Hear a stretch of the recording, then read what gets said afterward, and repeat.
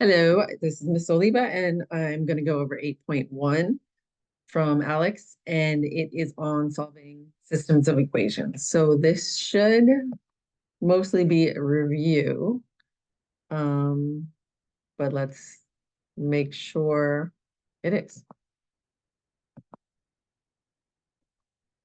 So it's going to involve solving with substitution and solving with elimination, which Alex is calling the addition method. So if we're solving with substitution, here are kind of the steps that you should be following. One, get a variable alone. I say a variable because it doesn't matter whether it's X or Y or A or B, whatever it is, as long as you're getting it all by itself, you're good to go. But I would recommend choosing the easiest variable to get by itself. So since this has a 3 in front of it, if I got this X by itself, I'd eventually have to divide by 3, and I might get fractions. Same thing with this X, same thing with this Y, I'd eventually have to divide by -2. So the easiest one to get by itself would be this Y, because all I'm going to have to do is subtract the 3X. So that would give me -3 minus 3X. So I got one of the variables alone. So second step is to substitute that into the other equation, which means since it's the Y I got alone, I'm going to go to the other equation, and instead of Y, I'm going to put this.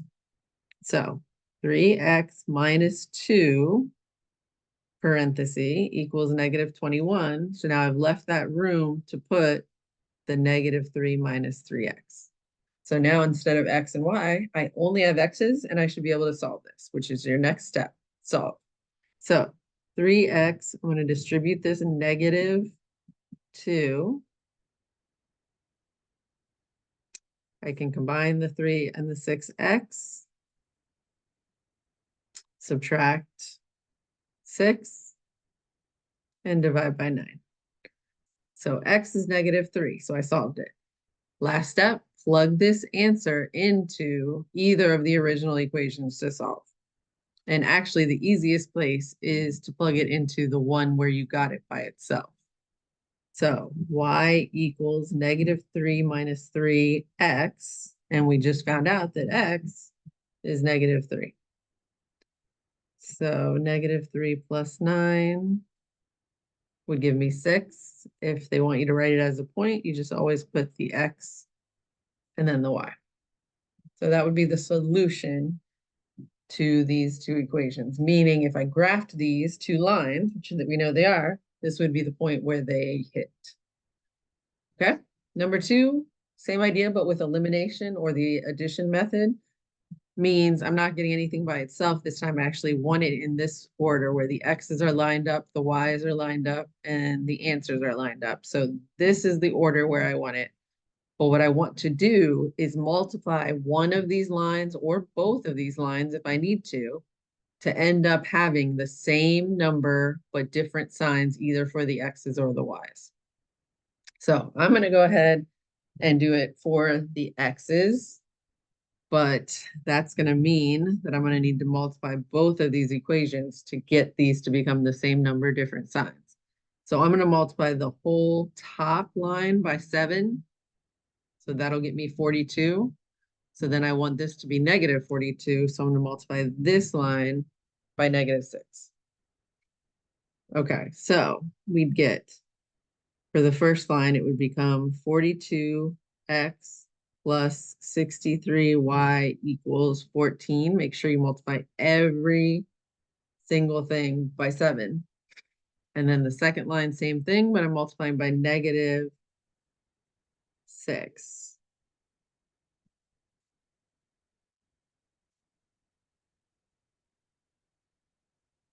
Once you have done that, you're now going to add these two lines together. That's why they're calling it the addition method. So if I add these two together, this goes away. This gives me 111y, and adding the 14 and the -36 gets me -22. So my last step, I'm gonna do the 111 divided by -22.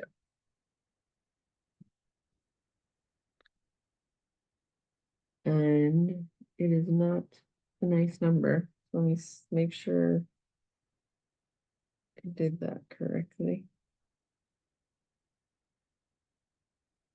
Hmm.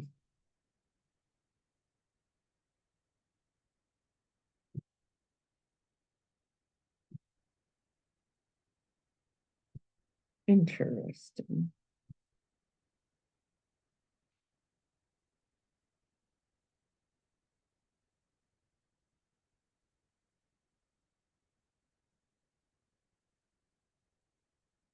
Hmm.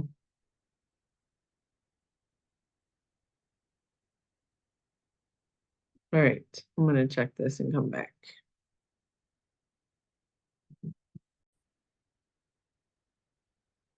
Okay, so I checked and there are answers like this, so I think we're fine. But there was one issue that I did real fast. I should have been dividing by the 111.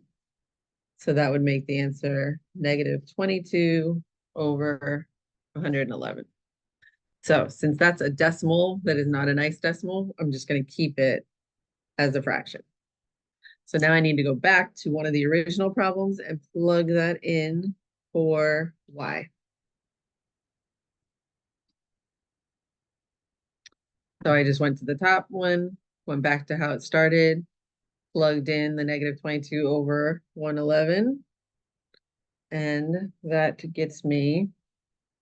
So remember when you're multiplying a fraction, this is like 9 over 1. So the 9 just gets multiplied with the -22.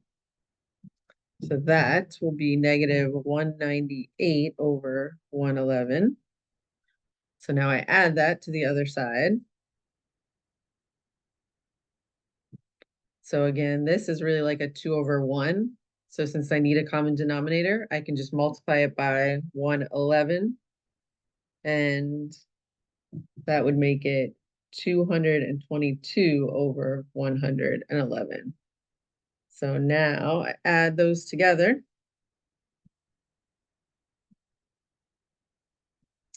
So there's just a lot of fraction work for this one.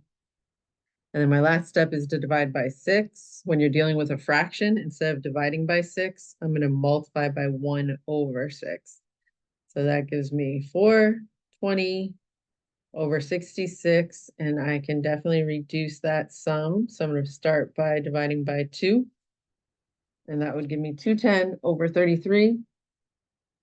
And then I can divide by 3, and that gives me 70 over 11.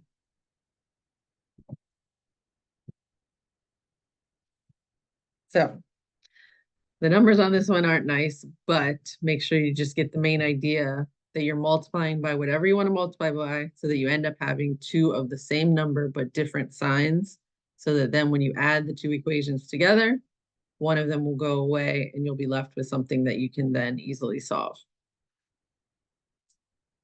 All right. Solve using any method. So I'm going to go ahead and use elimination again so that you can see that one more time. So first step is to get it in the order that I want. So I'm going to subtract this 10y over there. And so now I have my x's and my y's and my numbers lined up.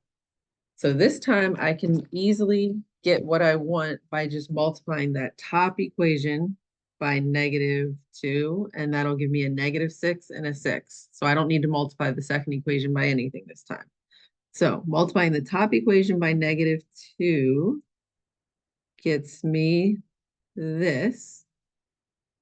My second equation is fine. So I add them together. These go away, but then something interesting happens, and these go away also. So when that happens, we're just going to put a 0 there, and then we're going to see what happens over here, because it's going to be one of these two special cases. It's either going to be no solution, which means they are parallel lines and they are inconsistent. They never hit each other. or it's infinitely many solutions because they end up being the exact same line, which means they are dependent on each other. They're hitting in every single spot.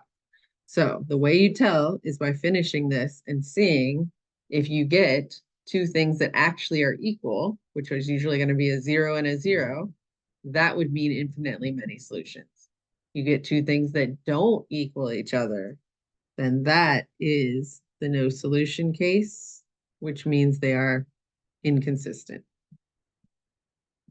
So it has to do with what happens here if everything wipes out. So we're going to try the next one. I'll do elimination again because it's set up nicely for that. So this time I'm going to multiply this bottom line by -3 so that I'll have my x's in the way I want them. So the top equation this time is fine. The bottom one, when I multiply by -3, I get -3x. When you multiply -3 and 1/3, it just gives you a -1 and then -6. So now I'm ready to add. Again, I know it's going to be one of my special cases because the x's and the y's wipe out. So now I see what happens over here, and those wipe out as well. So since this does make sense, it means it's going to make sense for every single point on these lines. So there are infinitely many solutions. And they must be two dependent lines, which means they're the same. So these are the two special cases that can happen. Okay, let's try a word problem. A vendor at a carnival sells cotton candy and caramel apples for $4 each. The vendor is charged $300 to set up the booth. Furthermore, the vendor's average cost for each product produced is approximately 25 cents. So first they're going to ask me for an equation representing the cost. So apparently it costs $300 one time, so just 300 by itself, but then plus 25 cents per product. So however many cotton candies and caramel apples I sell, it's going to cost me 25 cents for each of those. And then plus that one-time fee of $300. My revenue that I'm making is just the fact that I'm selling these for $4 each one. So that's my revenue equation. Determine the number of products to break even. That means that I should set these two equal to each other and see what is the X value that will make them even, meaning my cost will be the same as what I'm making. So I break even.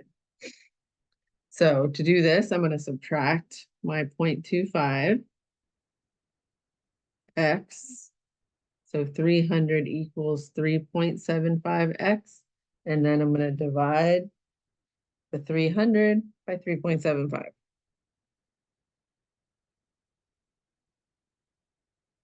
So 300 divided by 3.75 gives me 80. So apparently I would need to sell 80 of these to break even. If 90 products are sold, will the vendor make money or lose money? Well, since that is more than the break-even point, they would start making money at this point. If it was less, they would lose money. But at exactly 80, they break even. Okay. One more word problem. The price in dollars of a cookbook is determined by the number of cookbooks X demanded by the consumers and supplied by the publisher. So we have an equation for the supply. P equals 0.005 times X, and 1 for the demand. If they want us to solve this system, they basically want me to solve for X and P, right? So since P equals this, I can substitute that into the other equation, and that would give me this equaling this. So now I can just solve for X. So if I add the 0.007 over, I would get 0.0 12x equals 120. And then I can divide by 0.012. And x equals 10,000. So 10,000 is the x that would make this supply and demand equal. And for the p, I can just plug that in to the top equation or the bottom equation, but the top one's easier.